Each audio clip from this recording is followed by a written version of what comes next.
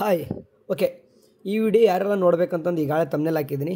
ಯಾರು ಅಂತಂದರೆ medical, dental, engineering, allied health science, BS nursing. ಯಾಕೆ ಈ ಸ್ಟೂಡೆಂಟ್ನ ಸ್ಪೆಸಿಫಿಕ್ ಆಗ್ತಾವೆ ಅಂತಂದರೆ ಎಲ್ಲ ಒಂದು ಸ್ಟೂಡೆಂಟ್ ಕೂಡ ಕವರ್ ಮಾಡಲಿಕ್ಕೆ ಆಗ್ತಿಲ್ಲ, ಒಂದು ವಿಡಿಯೋದು ಲಾಂಗ್ ಆಗ್ತಿದೆ ಅಂತಂದು. ಓಕೆ, ಮೊದಲದೇ ಬಂದುಬಿಟ್ರೆ ನಿಮಗೆ ಮೆಡಿಕಲ್ ಸ್ಟೂಡೆಂಟ್. ಓಕೆ, ಮೆಡಿಕಲ್ಲು ಮತ್ತು ಡೆಂಟಲ್ ಎರಡು ಕೂಡ ಹೇಳ್ಬಿಡ್ತೀನಿ. ಡೆಂಟಲ್ ಸ್ಟೂಡೆಂಟ್ಗೆ ಈಗಾಗಲೇ ಎಲ್ಲನೂ ಕೂಡ ಸೆಕೆಂಡ್ ರೌಂಡ್ದು ಪ್ರೊವಿಸ್ನಲ್ ರಿಸಲ್ಟ್ ಅನ್ನೋದು ಬಂದೈತೆ. ಪ್ರೊವಿಸ್ನಲ್ ರಿಸಲ್ಟ್ ಬಂದೈತೆ. ನೀವೆಲ್ಲರೂ ಕೂಡ ವೆಯ್ಟ್ ಮಾಡ್ತಾಯಿದ್ದೀರಾ ಫೈನಲ್ ರಿಸಲ್ಟ್ಗೆ. ಫೈನಲ್ ರಿಸಲ್ಟ್ ಯಾವಾಗ ಬರುತ್ತೆ ಅಂತಂದು ಒಂದು ಜಸ್ಟ್ ಈಗ ತನಕ ಕ್ಲಾರಿಫಿಕೇಷನ್ ಕೊಟ್ಟಿದ್ದೀನಿ. ಯಾಕಂತಂದರೆ ಈಗ 12th, ಓಕೆ, ಇದೇ ಒಂದು ಸೆಪ್ಟೆಂಬರ್ 12th ಏನಿದೆ ಅಂತಂದರೆ MCC ಕಡೆಯಿಂದ ಫೈನಲ್ ರಿಸಲ್ಟ್ ಬರ್ತಾಯಿದೆ. ಸೊ ಹಂಗಾಗಿ ಈಗ MCC ಕಡೆಯಿಂದ ಫೈನಲ್ ರಿಸಲ್ಟ್ ಬಂದಾದ ನಂತರ ನಮ್ಮ ಕೈದಲ್ಲಿ ಏನು ಮಾಡ್ತಾರೆ, 12 ಅಥವಾ 13ಕ್ಕೆ ಏನು ಮಾಡ್ತಾರೆ ಅಂತಂದರೆ ಫೈನಲ್ ರಿಸಲ್ಟ್ ನಮಗೆ, ಅಥವಾ 12 ನೈಟು ಅಥವಾ 13ಕ್ಕೆ ಏನು ಮಾಡ್ತಾರೆ, ನಮ್ಮ ಒಂದು ಕೈದಲ್ಲಿ ಮೆಡಿಕಲ್ಲು ಮತ್ತು ಡೆಂಟಲು ಫೈನಲ್ ರಿಸಲ್ಟ್ ಬಿಡ್ತಾರೆ. ಅದಾದ ತಕ್ಷಣ ಚಾಯ್ಸ್ ಮತ್ತೆ ನೋಡ್ಬೇಕು ನಾವು. ಚಾಯ್ಸ್ ಎಂಟ್ರಿ ಬಗ್ಗೆ ಹೇಳ್ಬೇಕಂದ್ರೆ 1, 2, 3, 4 ಅಂತ ಏನಿದ್ದಾವೆ, ಈ 4 ಚಾಯ್ಸಸ್ ಕೊಡ್ತಾರೋ ಅಥವಾ ಚಾಯ್ಸ್ 1 and 4 ಅಷ್ಟೇ ಕೊಡ್ತಾರೋ ಕ್ಲಾರಿಟಿ ಸದ್ಯಕ್ಕೆ ಯಾರಿಗೆ MBBS ಮತ್ತು ಡೆಂಟಲ್ ಸ್ಟೂಡೆಂಟ್ಗೆ ಇಲ್ಲ. ಓಕೆ, ಸೊ ಈ ಸದ್ಯಕ್ಕೆ ಅಂತೂ KC ಸ್ಟೂಡೆಂಟ್ಗೆ 4 ಚಾಯ್ಸಸ್ಗಳು ಕೊಟ್ಟಿದ್ದಾರೆ. ನಿಮಗೂ ನೋಡೋಣಂತೆ 1 and 4 ಕೊಟ್ಟರೆ ಸ್ವಲ್ಪ ಕಷ್ಟ ಆಗ್ಬೋದು. ನೋಡೋಣ, ಎಲ್ಲ ಚಾಯ್ಸಸ್ ಕೊಟ್ಟರು ಕೂಡ ಇದೆಲ್ಲ ಕೂಡ ಸ್ಟಾರ್ಟ್ ಆಗೋದು ಈಗ 13ನೇ ತಾರೀಕು ಮೇಲ್ಗಡೆ. ಯಾರಿಗೆ ಮೆಡಿಕಲ್ ಮತ್ತು ಡೆಂಟಲ್ ಸ್ಟೂಡೆಂಟ್ಗೆ ಸೆಕೆಂಡ್ ರೌಂಡ್ದು ರಿಸಲ್ಟ್ ಬಂದಾದ ತಕ್ಷಣ ಕೌನ್ಸಿಲಿಂಗ್ ಹೇಳೋದು ನಾನು. ಓಕೆ, ಇದಿಷ್ಟೇ. ನೀವು ಬೇಕಾದ್ರೆ ನೀವು ಏನು ಮಾಡ್ಬೋದು, ಬೇಕಾದ್ರೆ ಸ್ಕಿಪ್ ಆಗಿ ಬೇಕಾದ್ರೆ ಆಯ್ತು ನೀವು. ನೆಕ್ಸ್ಟ್ ಈಗ ಬಂದುಬಿಟ್ಟು ನೆಕ್ಸ್ಟ್ ಮಾತಾಡೋದೇನಪ್ಪ ಅಂದ್ರೆ allied health science. Okay, AHS student ಬಗ್ಗೆ ಮಾತಾಡ್ಬಿಡ್ತೀನಿ. ಭಾಳ ಹುಡುಗರು ಕಮೆಂಟಲ್ಲಿ ಹಾಕ್ತಿದ್ರ, ಅಣ್ಣ ನಾನು AHS ಸ್ಟೂಡೆಂಟು, ನನಗೆ ಸೀಟ್ ಸಿಕ್ಕಿದೆ, ಬಟ್ ಪೇಮೆಂಟ್ ಮಾಡಲಿಕ್ಕೆ ನಾನು ಅಡ್ಮಿಷನ್ಗೆ ಹೋಗ್ಬೇಕಂತ ಮಾಡಿದ್ದೀನಿ, ನಾನು ಚಾಯ್ಸ್ 1 ಕೊಡ್ತಿದ್ದೀನಿ, ಬಟ್ ಪೇಮೆಂಟ್ ಓನ್ಲಿ 10 ರೂಪಾಯಿ ತೋರಿಸ್ತಾ ಇದೆ.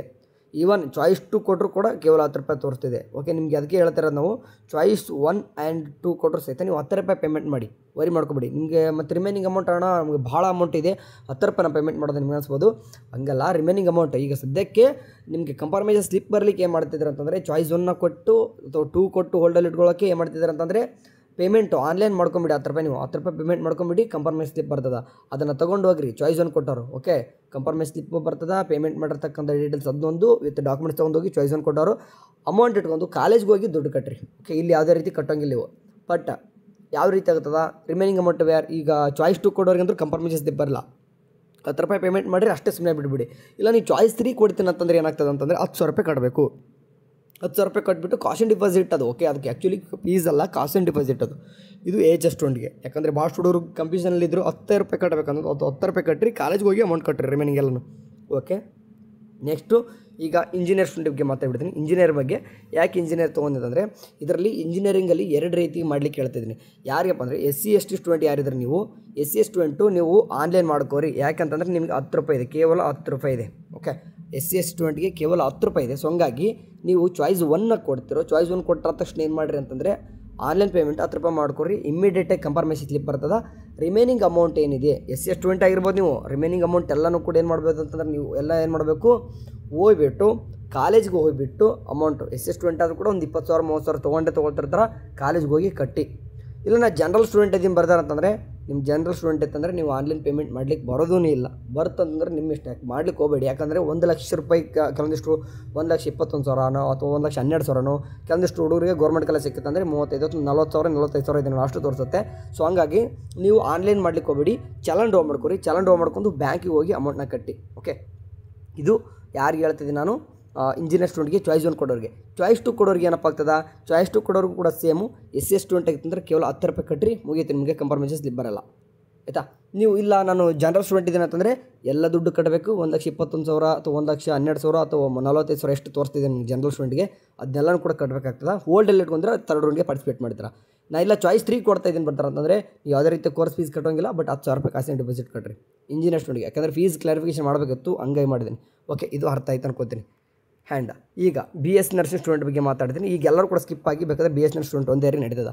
BS ನರ್ಸಿಂಗ್ ಸ್ಟೂಡೆಂಟ್ ನೋಡಿ, ನೀವು ನಿಮಗೆ ಯಾವ ರೀತಿ ನಿಮಗೆ GG ಸಿಕ್ಕಿರ್ಬೋದು ಅಥವಾ GP ಸಿಕ್ಕಿರ್ಬೋದು. ನೀವೇನು ಮಾಡಿರಿ, ಕೇವಲ 10 ರೂಪಾಯಿ ಎಲ್ಲರೂ ಕೂಡ ಏನಪ್ಪ ಇದೆ ಅಂತಂದರೆ ಕೇವಲ ನಿಮಗೆ 10 ರೂಪಾಯಿ ಅಷ್ಟೇ ಪೇಮೆಂಟ್ ಮಾಡಿ. ಯಾವ್ದು ಸಿಕ್ಕರೂ ಕೂಡ 10 ರೂಪಾಯಿ ಪೇಮೆಂಟ್ ಮಾಡಿ.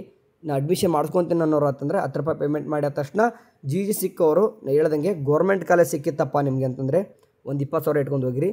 ನಾ ಗೌರ್ಮೆಂಟ್ ಸೀಟೇ ಪ್ರೈವೇಟ್ ಕಾಲೇಜಲ್ಲಿ ಸಿಕ್ಕಿತ್ತಂದರೆ ಒಂದು 50,000 ಇಟ್ಕೊಂಡು ಹೋಗಿರಿ. ಇಲ್ಲ ನಂಗೆ GP ಸಿಕ್ಕಿದೆ ಅಂದರೆ ಪ್ರೈವೇಟ್ ಕಾಲೇಜ್ ಸಿಕ್ಬಿಟ್ಟಿದೆ, ನನಗೆ GP ಸಿಕ್ಕಿದೆ ಅಂತಂದರೆ ನೀವು 1,00,000 ಮೇಲ್ಗಡೆ ದುಡ್ಡು ಇಟ್ಕೊಂಡು ಹೋಗಿರಿ. ಇದು ಚಾಯ್ಸ್ 1 ಕೊಡೋರಿಗೆ. ಚಾಯ್ಸ್ 2 ಕೊಡೋರು ಯಾವ ರೀತಿ, ಚಾಯ್ಸ್ 2 ಕೊಡೋರಿಗೆ ನೀವು 10 ರೂಪಾಯಿ ಅಷ್ಟೇ, ಮತ್ತೆ ಯಾವುದೇ ರೀತಿ ಪೇಮೆಂಟ್ ಮಾಡೋ ಅವಶ್ಯಕತೆ ಇಲ್ಲ. ಕೇವಲ 10 ರೂಪಾಯಿ ಪೇಮೆಂಟ್ ಮಾಡಿಬಿಡಿ, ಮುಗಿದು ಹೋಯ್ತು ನಿಮ್ಮದು, ಅಷ್ಟೇ ಹೋಲ್ಡಲ್ಲಿ ಇರ್ತದೆ. ರಿಮೈನಿಂಗ್ ಅಮೌಂಟ್ ರನ್ ಬರ್ದಾರೆ ನೆಕ್ಸ್ಟ್ ರೌಂಡಿಗೆ ಕಟ್ಟೋರಂತೆ. ಡೈರೆಕ್ಟ್ ನಿಮಗೆ ಕಂಪ್ರಮೈಸ್ ಸ್ಲಿಪ್ ಬರ್ತದೆ, ನೆಕ್ಸ್ಟ್ ರೌಂಡು ತೊಗೊಂಡು ಅಡ್ಮಿಷನ್ ಆಗಬೇಕು. ಚಾಯ್ಸ್ 3 ಕೊಡ್ದು ಏನು ಬರ್ತಾರೆ ಅಂತಂದರೆ ನೀವು 10,000 ರೂಪಾಯಿ ಕಟ್ಟಿರಿ, ಯಾವುದೇ ರೀತಿ ದುಡ್ಡು ಪೇಮೆಂಟ್ ಮಾಡೋ ಅವಶ್ಯಕತೆ ಇಲ್ಲ. 10,000 ರೂಪಾಯಿ ಕಟ್ಟಬೇಕು. ನೋಡಿ ಚಾಯ್ಸ್ 2 ಕೊಡೋರಿಗೆ ಬರೀ 10 ರೂಪಾಯಿ ಬರುತ್ತೆ. ಚಾಯ್ಸ್ 3 ಕೊಟ್ಟರೆ ಕಾಸ್ಟ್ ಆ್ಯಂಡ್ ಡಿಪಾಸಿಟ್ ಕಟ್ತಾ ಇದ್ದೀರಾ. ಅದು ಕಾಸ್ಟ್ ಆ್ಯಂಡ್ ಡಿಪಾಸಿಟ್ ಬೇರೆ, ಕೋರ್ಸ್ ಫೀಸ್ ಬೇರೆ. ರಿಮೈನಿಂಗ್ ಅಮೌಂಟ್ ಏನು ಮಾಡ್ತಾರೆ BS Nurse ಸ್ಟೂಡೆಂಟು ಕಾಲೇಜ್ ಹೋಗಿ ಅಮೌಂಟ್ ಕಟ್ತಾ ಇದ್ದೀರಾ. ಅರ್ಥ ಮಾಡ್ಕೊರಿ. ನೀವು ಬ್ಯಾಂಕಿಗೆ ಹೋಗ್ಬೇಕಂತ ಅವಶ್ಯಕತೆ ಏನಿಲ್ಲ. ಯಾರು ಕೂಡ BS Nurse ಸ್ಟೂಡೆಂಟ್ಗೆ ನಾವು ಬ್ಯಾಂಕಿಗೆ ಹೋಗಿ ಅಂತ ಹೇಳೋದೇ ಇಲ್ಲ. ಯಾಕಂದರೆ 10 ರೂಪಾಯಿ ಯಾಕೆ ಹೋಗ್ತೀರಾ? AHS ಸ್ಟೂಡೆಂಟ್ ಕೂಡ ಅಷ್ಟು ಹೇಳ್ತೀನಿ ನಾನು, 10 ರೂಪಾಯಿ ಕಟ್ಟೋರು ಯಾಕೆ ಹೋಗ್ತೀರಾ? ಆ್ಯಂಡ್ ಇಂಜಿನಿಯರಿಂಗಲ್ಲಿ SS ಸ್ಟೂಡೆಂಟ್ ಕೂಡ ನೀವು ಯಾಕೆ ಬ್ಯಾಂಕಿಗೆ ಹೋಗ್ತೀರಾ? ಇಲ್ಲೇ 10 ರೂಪಾಯಿ ಕಟ್ಟಿರಿ. ಯಾರಿಗೆ ದುಡ್ಡು ಜಾಸ್ತಿ ಬರುತ್ತೆ ಅವ್ರು ಮಾತ್ರ ಬ್ಯಾಂಕಿಗೆ ಹೋಗಿ. 2 ಕಡೆ ಹೋಗ್ಬೇಕಂತಲ್ಲ, 2ರಲ್ಲಿ 1 ಮಾಡ್ರಿ ಅಷ್ಟೇ, ಆಯಿತಾ? ಇದಿಷ್ಟು ಫೀಸ್ ಕ್ಲಾರಿಫಿಕೇಷನ್ ಕೊಡಬೇಕಿತ್ತು, ಹೇಳಿದ್ದೀನಿ. ಆ್ಯಂಡ್ ನಿಮಗೆ ಇನ್ನೂ ಏನಾದರೂ ಡೌಟ್ಸ್ ಇತ್ತಂದರೆ ಇಷ್ಟು ಹೇಳಿದ್ದೀನಪ್ಪ, ಯಾಕಂದರೆ ಡೈಲಿ ಹೇಳ್ತಾನೆ ಇದ್ದೀನಿ. ಆದರೂ ಕೂಡ ನಿಮ್ಗೆ ಇದಿಷ್ಟು ಡೌಟ್ಸ್ ಇದ್ದಾವೆ. ಆ್ಯಂಡ್ BS Nurse ಸ್ಟೂಡೆಂಟ್ ಸಪ್ರೇಟಾಗಿ ಹೇಳೋದಂದರೆ ಯಾರಿಗಾದರೂ ಸೀಟ್ ಸಿಕ್ಕಿಲ್ಲ ಅಂದರೆ ಇದುವರೆಗೂ ಕೂಡ ಮ್ಯಾನೇಜ್ಮೆಂಟ್ ಸೀಟು ನಂಗೆ ಡೈರೆಕ್ಟ್ ಅಡ್ಮಿಷನ್ ಎಲ್ಲಾದರೂ ಕೊಡಿಸ್ತೀರಾ ಬ್ರದರ್, ನಿಮ್ಮಿಂದ ಹೆಲ್ಪ್ ಆಗುತ್ತಂದರೆ ಖಂಡಿತ ನಾನು ಒಂದು ಇನ್ಸ್ಟಾ ID ಹೇಳ್ತೀನಿ. ಬೇಕಾದರೆ ಹೋಗ್ಬಿಟ್ಟು ಏನು ಮಾಡಿರಿ ಅಂತಂದರೆ ಗೋಲ್ಡನ್ ಗಣಿ 99 ಅಂತ ಹೊಡಿ ಸಿಗ್ತದೆ. ಹೋಗ್ಬಿಟ್ಟು ಡೈರೆಕ್ಟ್ ಅಡ್ಮಿಷನು 1 ಲಕ್ಷ ರೂಪಾಯಿ. ಓಕೆ, ನಾನು ಅದಕ್ಕಿಂತಲೂ ಕಡಿಮೆ ಅಂತೂ ಮಾಡಲಿಕ್ಕೆ ಬರಲ್ಲ.